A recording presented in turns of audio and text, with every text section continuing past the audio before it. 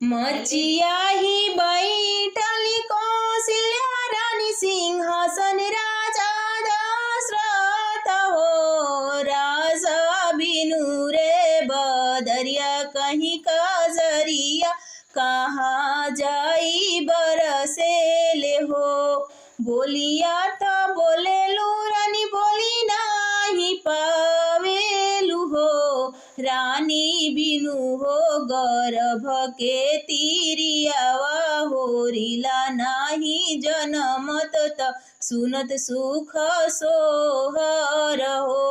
रानी बिनु हो गर्भ के तीरियावा होरिला नाही जनमत त सुनत सुख सोहर हो। इतना बचन रानी सुनाली सुनहु नहीं पावेली हो। रानी हाथे गोड़े तनली चादरिया सुतली कोपवा घर हो।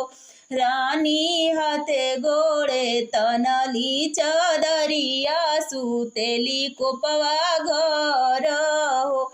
सोने के खड़ुआ राजा दशरथ के कई महल चले हो।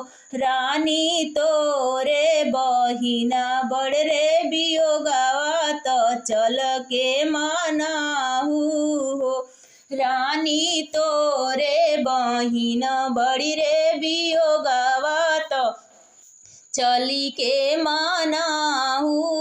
एक हाथ लेली के कई दूतो यानी दूसरा हाथे पानी न हो। के कई झटकी के चढ़ली अटरिया त बहिना मनावन हो। के कई झटकी के चढ़ली अटरिया त बहिना मनावन हो।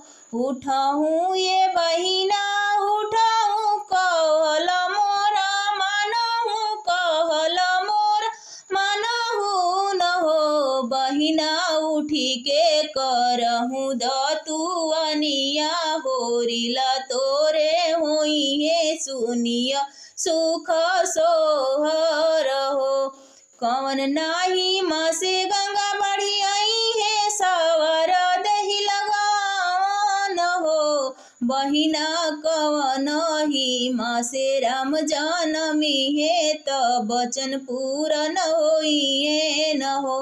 बहिनी कवन माँ से राम जनमी है त बचन पूरन होइए न हो।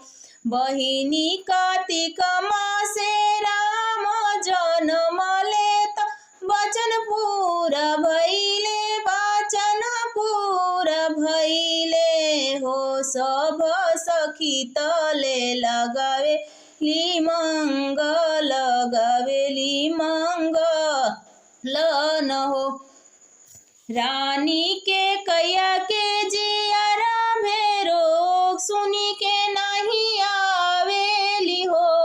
सोने के खड़ुआ राजा दशरथ के कई महल चले। रानी कवन गुण मोह से भइले सुन के नाई आवेलु हो। ना हम तेल लगाइब नाही मंगल गाइब रात ब्रह्मा के प्राणल पी